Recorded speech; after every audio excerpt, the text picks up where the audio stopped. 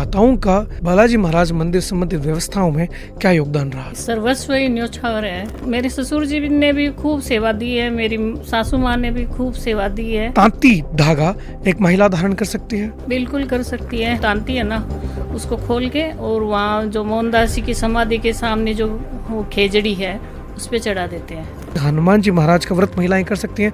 बिल्कुल कर सकती है। बालाजी तो अपने सर्वस्व है, अपने इष्ट हैं। आपके अंदर की विजया लक्ष्मी को इन देवियों में से कौन विशेष प्रेरणा देती है? मैं एक से अनेक ईश्वर में देखती हूँ। बालाजी में मेरे राम दिखते हैं, बालाजी में मेरे शिव जी दिखते हैं। क्या अनुशासन होने चाहिए लड्डू गोपाल की सेवा के? लड्डू गोपाल को घर में ही रखना चाहिए। क्यों बाहर लेके भटकते हो उनको? क्या भोग लगाना चाहिए ठाकुर जी? प्रेम से मक्खन आप निकालिए, उसमें मिश्री डाल के तुलसी दल रख के आप भोग लगाइए। लड्डू गोपाल के बारे में आप क्या कहना चाहते हैं? किस तरह से उनकी स्थापना होनी चाहिए? जय श्री बालाजी की। या देवी सर्वभूतेषु मातृरूपेण संस्थिता नमस्तस्यै नमस्तस्यै नमस्तस्यै नमो नमः। ईश्वर को जब लगा कि वो भक्तों के हृदय में निवास करने के बाद भी उनसे दूर हैं, तब उन्होंने मातृ रूप में स्वयं को प्रकट किया, प्रकृति माता के रूप में स्वयं को प्रकट किया और उसके बाद उन्होंने इस जगत का, संसार का पालन पोषण किया। आज मेरे साथ है मेरी माताजी श्रीमती विजया लक्ष्मी पुजारी और इनसे बातचीत करेंगे पुजारी परिवार के संस्कारों के बारे में।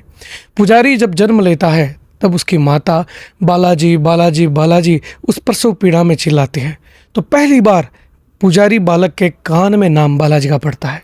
उसे संस्कार में बालाजी इतना दिया जाता है कि प्रसाद बालाजी का, भोजन दिया बालाजी का, कपड़े बालाजी की ध्वजा के ही पहनाए जाते हैं। माँ के द्वारा ही ये संस्कार आता है और जब वो पीड़ा में, दर्द में संसार को छोड़ने का प्रयास करता है तब भी वो बालाजी बालाजी बालाजी बोलते हुए ही संसार को छोड़कर जाता है। तो ये जो बालाजी शब्द सबसे पहले सिखाया जाता है, माँ का ही प्राय ये शब्द, हनुमान जी ही तुम्हें माता वही च पिता हैं।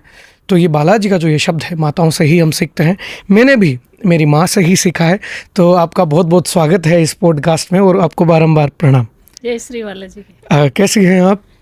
बस अच्छी हूँ, आप बताइए। ये आपका पहला स्टूडियो पॉडकास्ट है तो मैं भी बहुत ज़्यादा उत्सुक हूँ आपसे बातचीत करने के लिए।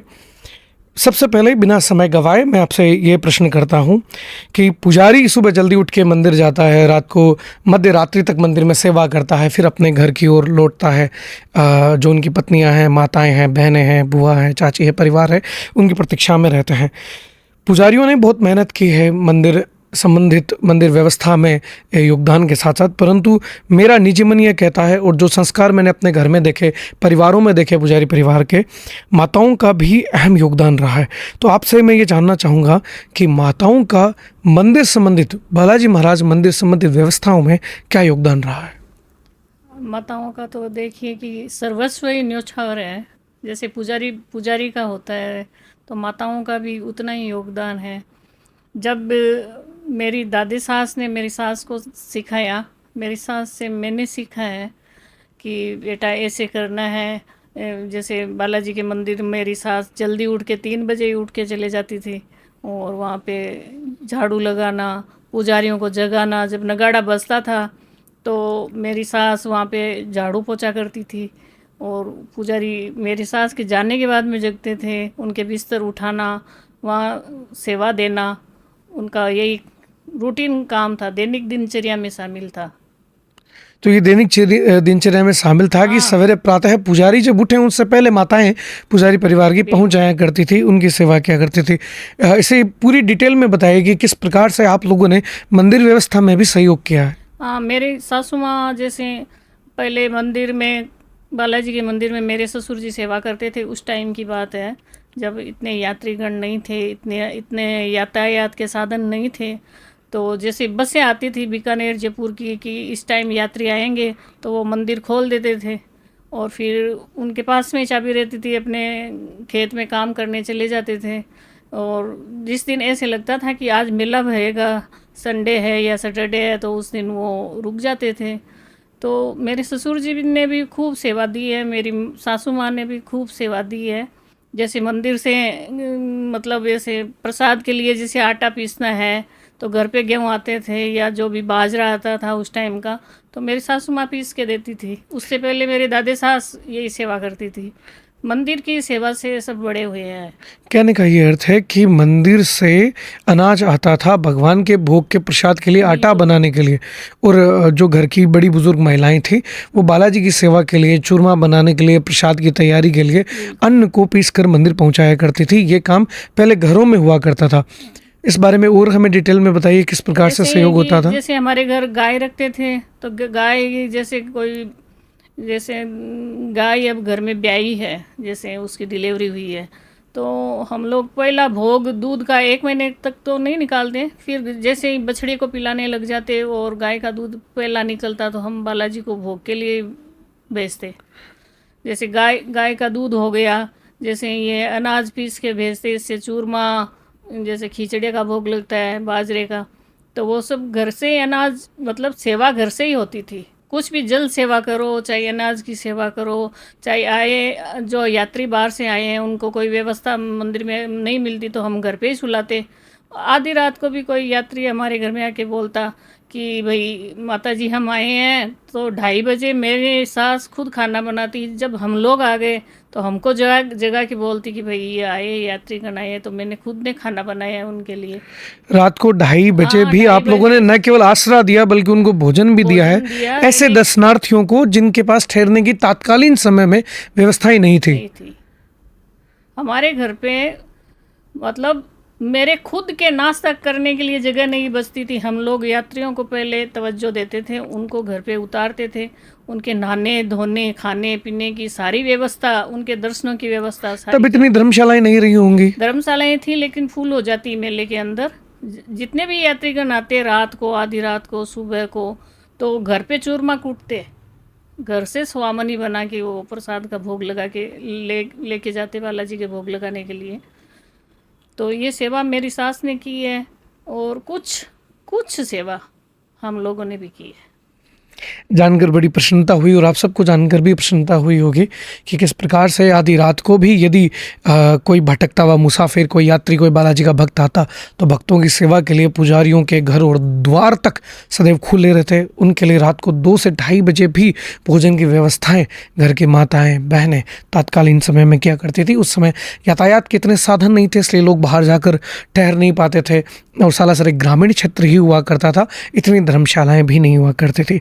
मेरा अगला महत्वपूर्ण प्रश्न आपसे यह है, और प्राय मुझसे भी ये सवाल पूछा जाता है कि क्या महिलाएं बालाजी महाराज की तांती पहन सकती हैं? तांती वो धागा होता है जो बालाजी महाराज के श्री चरणों में लगाकर उनकी जोत से निकाल करके, और जो मंत्र हमें बाई ब्लड सिद्ध है, जिस मंत्र से हम आरती, पूजा, सेवा, भोग इत्यादि करते हैं, उस मंत्र को हम धागे में लॉक करते हैं, मानी कि पिर होते हैं, 7 प्रकार की गांठें लगाई जाती हैं, इसे हम तांती कहते हैं। तो हनुमान जी महाराज से जुड़ा हुआ मामला है, तो क्या तांती धागा एक महिला धारण कर सकती है? बिल्कुल कर सकती है। हम लोग तो विश्वास के साथ उसको धारण करते हैं। अगर हम लोगों ने तांती पहन ली तो हम निरोग हो जाएंगे, हमारा ये विश्वास है, और हमारे बालाजी हमको ठीक करते हैं। और हम ठीक हो जाते हैं तो फिर वो तांती है ना, उसको खोल के और वहाँ जो मोहनदास जी की समाधि के सामने जो वो खेजड़ी है उस पर चढ़ा देते हैं। लेकिन महिलाएं आराम से पहन सकती है, बच्चों को पहना सकती है। अब मुझे ये एक बात और मैं पूछता हूँ कि वो समय, जिस समय आपको मर्यादा के कारण कहा जाता है कि आप रसोई में नहीं जा सकते हैं, आप पूजा घर में नहीं जा सकते हैं, तो उस समय में भी क्या तांती धारण करके गले में रखी जा सकती है या उसे उतारना होता है? कि जैसे कोई शमशान होके, जैसे कोई जेंट्स, कोई किसी की गमी है, कोई सूतक है, सुआ है, तो वो उतर जाता है, ऐसे बोलते हैं कि ये धागा उतर गया, तो वो चढ़ा के हम दूसरा पहन लेते हैं, दूसरा धारण कर लेते हैं। ऐसे ही पीरियड की बात है, तो वो महीने भर में उतर जाती है तो दूसरी धारण कर सकती है वो महिला 7वें दिन, लेकिन पहन सकती है। ऐसी कोई बाधा नहीं है कि महिला वो तांती नहीं पहन सकती। आप भी बालाजी महाराज की बेटियां हैं, आप बालाजी महाराज को तुम्हें व माता च पिता तुम्हें व बंधु च सखा तुम्हें वे मित्र भी हैं, वे बंधु भी हैं, वे द्रव्य भी हैं, वे मति हैं, वे बुद्धि है, वे संस्कार हैं। तो आप अपने ईश्वर को किस रूप में देखते हैं, वो आपका नज़रिया, दृष्टिकोण बहुत महत्वपूर्ण है, और इसी कारण आप तांती भगवान का दिया हुआ आशीर्वाद और सुरक्षा कवच धारण कर सकती हैं। यदि मासिक धर्म हुआ है तो 7वें दिन जब आपको मर्यादावश अलाउ किया जाता है कि अब आप रसोई में पूजा घर में जा सकते हैं, तो उस समय उसे उतार कर नई धारण की जा सकती है। इसी प्रकार से यदि घर में किसी का नया जन्म हुआ है या मान लीजिए कोई घर से भगवान की तरफ विदा हुए हैं, उस अवस्था में भी जब सोच आसोच के समय में जब आप पवित्र हो जाएं, तब भी उस धागे को बदला जा सकता है। ये बहुत ज़रूरी जानकारी आपने हमें दी, इसके लिए मैं आपका तहे दिल से शुक्रिया करता हूँ। मेरा अगला प्रश्न भी इसी चीज़ से जुड़ा हुआ है। लोग कहते हैं कि हनुमान जी की पूजा सेवा महिलाएं नहीं कर सकती, और निसंदेह ही अपनी अपनी मर्यादा है, जैसे यज्ञोपवीत इत्यादि वो नहीं चढ़ा सकती हैं, परंतु व्रत को लेकर भी भ्रांतियां हैं। मैंने अपने परिवार में कई बुजुर्ग महिलाओं को, बड़ी महिलाओं को, बहनों को हनुमान जी महाराज से रिलेटेड व्रत करते देखा है। तो क्या आप बता सकती हैं कि हनुमान जी महाराज का व्रत महिलाएं कर सकती हैं, मंगलवार इत्यादि? बिल्कुल कर सकती है। मंगलवार का व्रत तो रखना ही चाहिए। हमारे परिवार में तो सारे ही रखते हैं, लगभग सारे रखते हैं। कोई किसी को ऐसे कोई बीमारी है, कोई ऐसा है तो कोई नहीं, लेकिन लगभग सब करते हैं। मेरे घर में मेरे पतिदेव करते हैं। विशेषतः ये प्रश्न महिलाओं के लिए है। महिलाओं के लिए तो महिलाएं कर सकती है। बालाजी तो अपने सर्वस्व है, अपने इष्ट हैं। अपना तो बालाजी से ही सब कुछ चल रहा है। बालाजी तो जरूरी है। मंगलवार का व्रत कीजिए, अच्छा ही फल मिलता है, करना चाहिए। तो महिलाएं जो है वो मंगलवार का व्रत रख सकती हैं।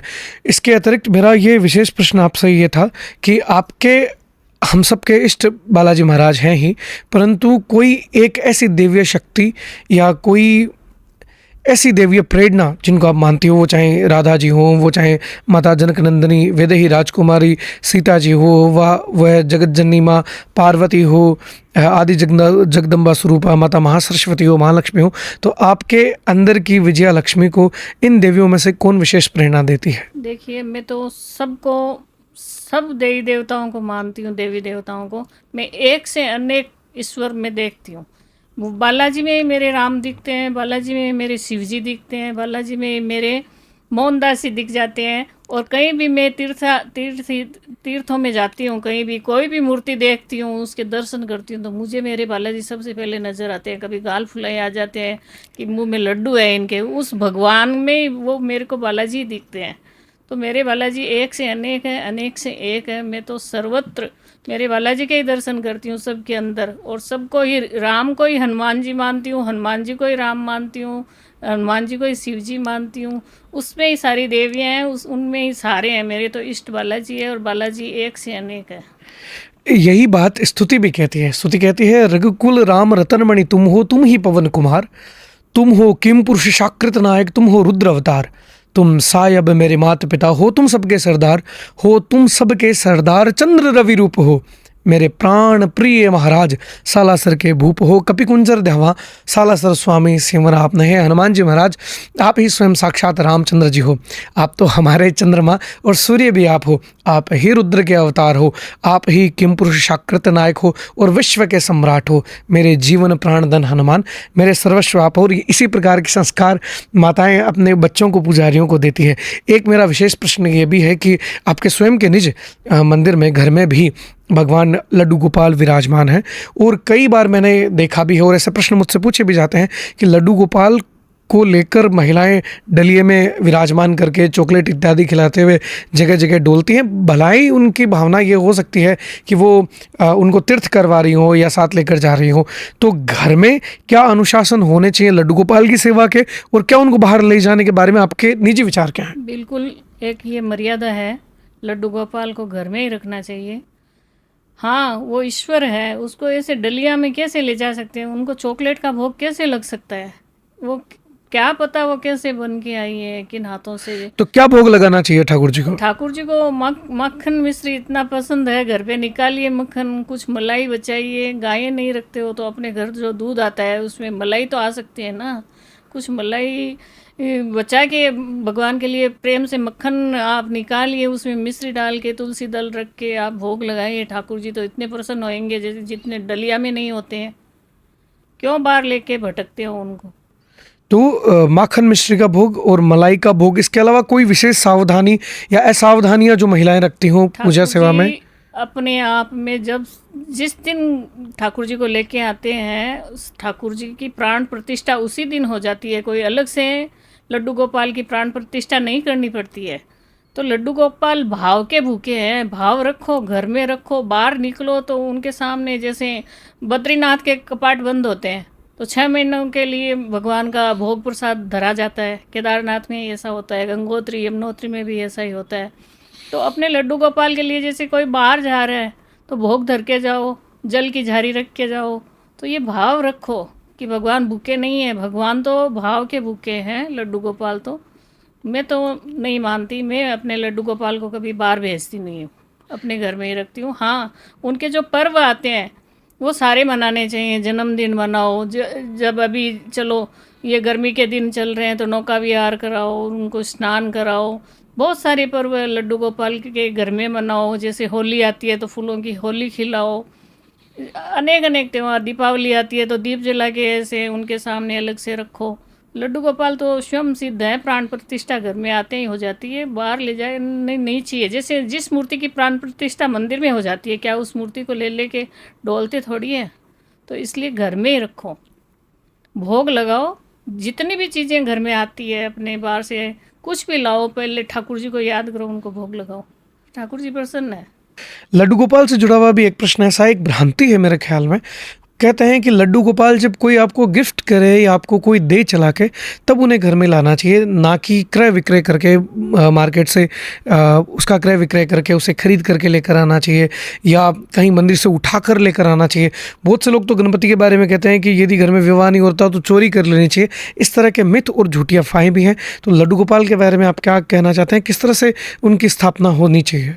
लड्डू गोपाल खुद खरीद के लेके आ सकते हैं, ऐसी बात नहीं है कोई दूसरा गिफ्ट करे। अगर दे रहा है तो सहर्ष ले लेना चाहिए, उसको ऐसा मना नहीं करना चाहिए, ले लो। लेकिन खुद मतलब खरीद के ला सकते हो आप मार्केट से। और भगवान जैसे ही घर में प्रवेश करते हैं, मैंने खुद, मेरी बात नहीं बता रही हूँ, साधु संतों के मुख से मैंने सुना है कि लड्डू गोपाल को घर में लाते हैं तो वो स्वयं प्राण प्रतिष्ठा उसी दिन हो जाती है। हाँ, अच्छे मुहूर्त से लाइए आप, लेकिन बाजार से खरीद सकते हैं आप।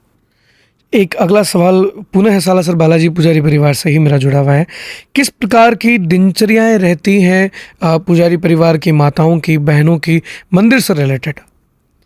देखिए, हम तो दैनिक दिनचर्या यही है कि सुबह स्नान ध्यान करके सीधे ही मंदिर की तरफ दौड़ते हैं। चाहे पुजारी हो, चाहे पुजारन हो, चाहे उनके छोटे से छोटे बच्चे हो, सबको बालाजी याद आते हैं। सबसे पहले वो मंदिर की ओर ही दौड़ेंगे और दर्शन करने जाते हैं। हमारे तो क्या है कि बच्चा जब जन्मता है, उसका नामकरण संस्कार हो जाता है, तो हम लोग तो बालाजी की ध्वजा के वस्त्र पहनाते हैं उसको, कि ये निरोग रहेगा।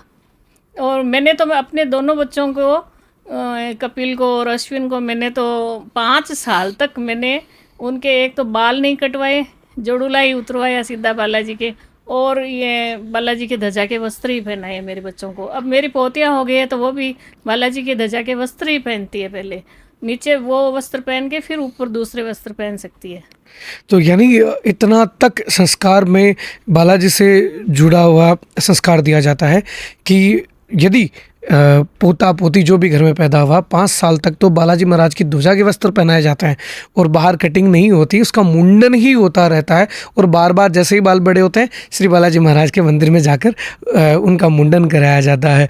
और कोई एक विशेष बात जो आप बताना चाह रही थी? बात यही है कि ये जन्म की बात हो गई, फिर बड़े होते हैं तो शादी करते हैं, तो हमारे तो मंगनी जो सगाई है वो बालाजी के सामने होती है।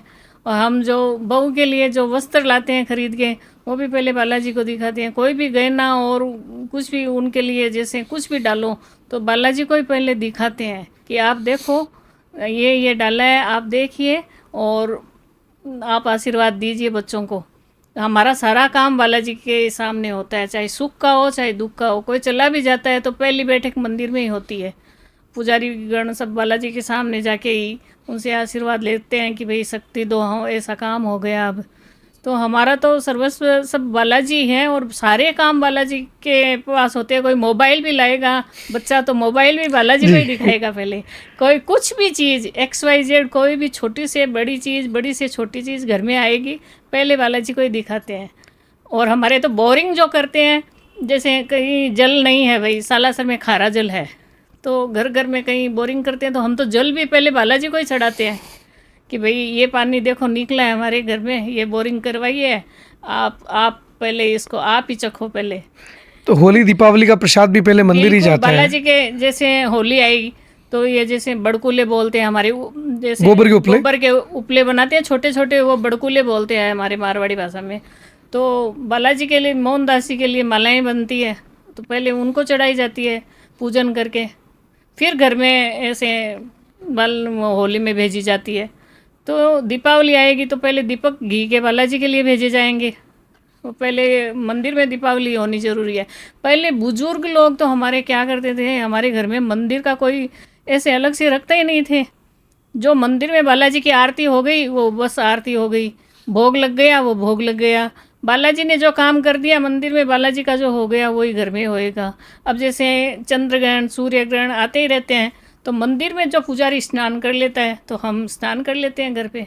पुजारी अब बालाजी के राजभोग लग गया तो हम भी ये प्रसाद पा लेते हैं। ऐसा हमारा तो सब काम, कोई बालाजी के बगैर कुछ है ही नहीं पुजारी परिवार का तो। और मैं तो बोलती हूँ बालाजी सबको ही ऐसा आशीर्वाद दे कि उनके श्री चरणों में सबका ही चित्त लगे और सबका ही भला हो जाए। बड़ी मैं तो अपनी अच्छी ऑडियंस से यही कहती हूँ कि भाई सब बालाजी के चरणों में चित्त लगाओ और सबका भला हो। एक बहुत अनोखी और विशेष बात आपके साथ शेयर की है कि पहली बार जब किसी बहू के लिए या बेटी के लिए गहना बनकर आता है, वो भी बालाजी को दिखाया जाता है। उन्हें अपना पिता या दादा ससुर घर का बड़ा मानकर नया कोई कपड़ा, विशेष कपड़ा, या मान लीजिए कि किसी ब्राइड की जो बरी जिसे अपन कहते हैं, जो शादी की ड्रेस है, वो बालाजी को दिखाकर उन्हें अर्पित करके उनसे आज्ञा लेकर ही पहनी जाती है।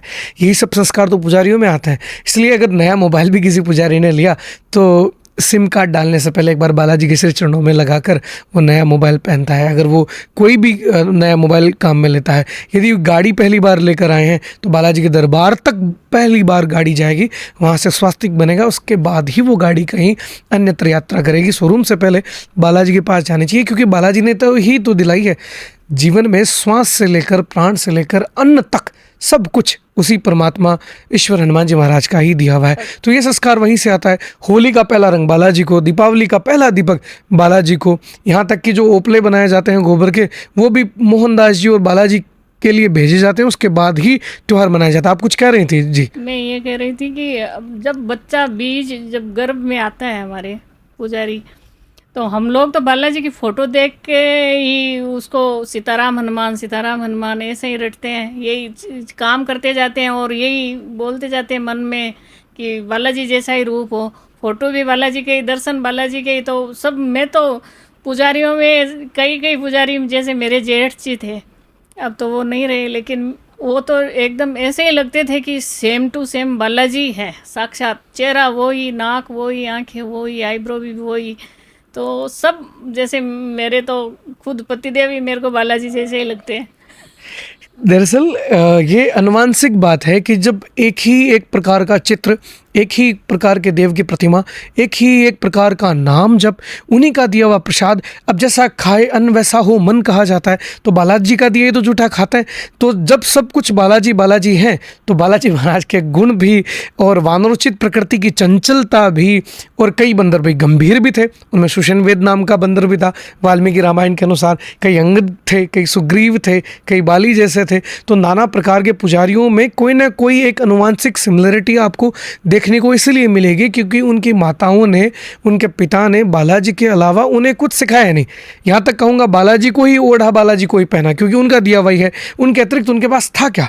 जो अन्न खेतों में तात्कालीन समय में उपजा, वो भी ईश्वर की कृपा, उनके द्वारा की गई बारिश से और बालाजी महाराज के आशीर्वाद से ही उपजा। उससे बनाया क्या गया? उस अन्न से चूरमा बनाया गया बालाजी का। पहले बजरंगबली को भोग लगा, फिर पुजारियों ने खाया। तो इस प्रकार से ये पूरा ट्रेडिशनल जो ये पूरा संस्कार है, ये 300 सालों से लगातार बालाजी के अलावा कुछ जानता ही नहीं है। आपसे बातचीत करके मुझे बड़ा आनंद आया। मैं खुद मन से चाहूँगा कि पार्ट 2 लेकर आएँ और कई टॉपिक पर बहुत डिटेल बातचीत करें। और यदि आपको ये पॉडकास्ट अच्छा लगा, आपको ये नई जानकारी मिली है परिवार के बारे में, महिलाओं के बारे में, जो पुजारी परिवार में पुजारियों को क्या संस्कार दिए जाते हैं, इस बारे में ये आपको अच्छा लगा, तो आप लाइक शेयर ज़रूर कीजिए। कोई स्पेसिफिक क्वेश्चन हो पार्ट 2 के लिए तो आप ज़रूर पूछिएगा, ताकि हम अगले पॉडकास्ट में उस पर चर्चा करें। आपका यहाँ आने के लिए बहुत बहुत धन्यवाद। एक छोटी सी रिक्वेस्ट है, अगर आप माने तो, एक बहुत प्रसिद्ध भजन घर की महिलाएं, बहनें, बुआ, चाची, बड़ी मम्मी, आप सबसे सुना सीखा और दादी माँ से सुना है। बालाजी महाराज कौन चिनायो थारो देवरो। तो मोहनदास जी महाराज का वो जो एक भजन है, उसकी अगर एक लाइन आप गुनगुना भी दें तो भी मैं अपने आप को कृतार्थ मानूंगा, ताकि दर्शकों तक ये बात जाए, ये भजन जाए। शादी ब्याह में पहले बालाजी मोहनदास जी का ये गीत गाते हैं हम लोग, तो मैं मोहनदास जी का एक सुनाती हूँ गीत आपको। जी। दादो जी कौन चिणायो थारो देवरो, दादो जी कौन दीराई गजनी, मोहनदास जी थारो दूली चोलूंगा रो, दादो जी लूंगा रो रे सुपार्या रो, जाम आवे सुगंधी मैक, मोहनदास जी थारो दूली चो लूंगा रो। इसी के साथ मैं इस पॉडकास्ट को यहीं समाप्त करता हूँ। आप सबका जुड़ने के लिए बहुत बहुत धन्यवाद और आपका पॉडकास्ट में शामिल होने के लिए बहुत बहुत धन्यवाद। प्रणाम। जय श्री बालाजी के। जय श्री बालाजी।